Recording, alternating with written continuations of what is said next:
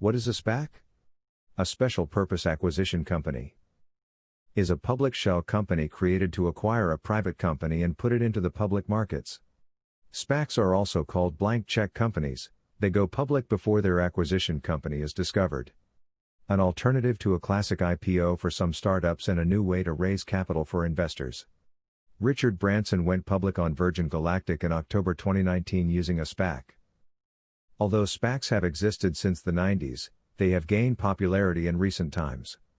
The total funds raised by SPACs in 2020 represented almost 45% of the total IPO volume. Today, SPACs are an attractive offering. The target company is able to go public easier, avoiding much of the requirements of a traditional IPO. For investors, it is a great opportunity to gain access to high-reward investments. For sponsors that create the SPAC and find the target company, it is a way to list a company faster and more efficiently. How a SPAC works. The SPAC is headed by a sponsor, i.e., a recognized market expert that undergoes an IPO procedure according to the rules established by the SEC. The filing process is easy and fast, because the company actually has no operational business. Then sponsors go on a roadshow in order to find interested investors. The difference is that they don't sell a specific company, but themselves, their team and experience. Sponsors put the money raised from the IPO into an untouchable blind trust, until the acquisition transaction is finalized. The sponsor gets 20% promote fee of the shares.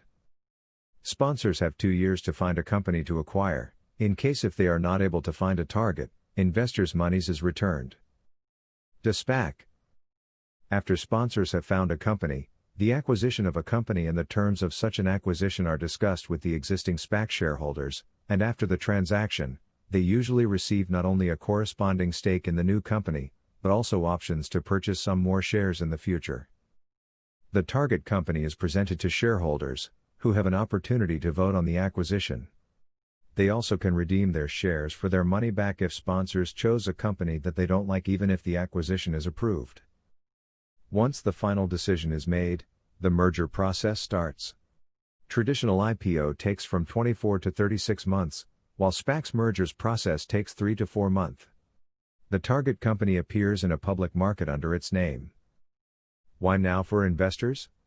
Lower risk for institutional investors, who receive warrants before the IPO, which allows them to buy more shares, after the target company is introduced, for a little bit more than the initial purchase price. Opportunity to redeem the shares if they are unsatisfied with the target company. Investing in SPACs can also be a convenient option for those who want to invest at the IPO stage, as a small investor, because in a normal placement as one can access the purchase of shares only after institutional investors, who have already bought the company's shares at a significant discount. The greater reliability of such options allows SPACs to attract both IPO and direct placement investors. The attractiveness of SPAC for the founders of the company, which is planned to be made public, is that the merger with SPAC avoids the lengthy, costly and rather complicated process of IPO with roadshows, negotiations with underwriters, brokers and institutional investors and other procedures.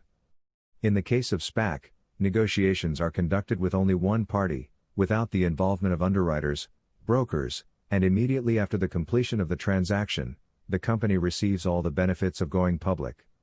In SPACs, the company's share price is assured and defined by investors' preferences as well as market forces and by the valuation of the company's fundamentals.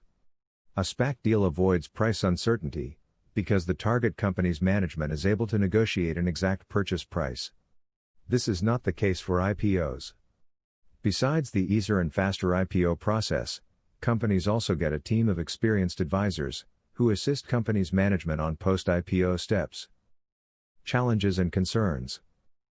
Investors investing in SPACs cannot expect a return too quickly, as the process of finding a company to buy can take up to 2 years. Shareholders invest in a company without knowing what exactly it will buy and whether the search for a company to acquire will be successful. The sponsor has 2 years to find and acquire a company.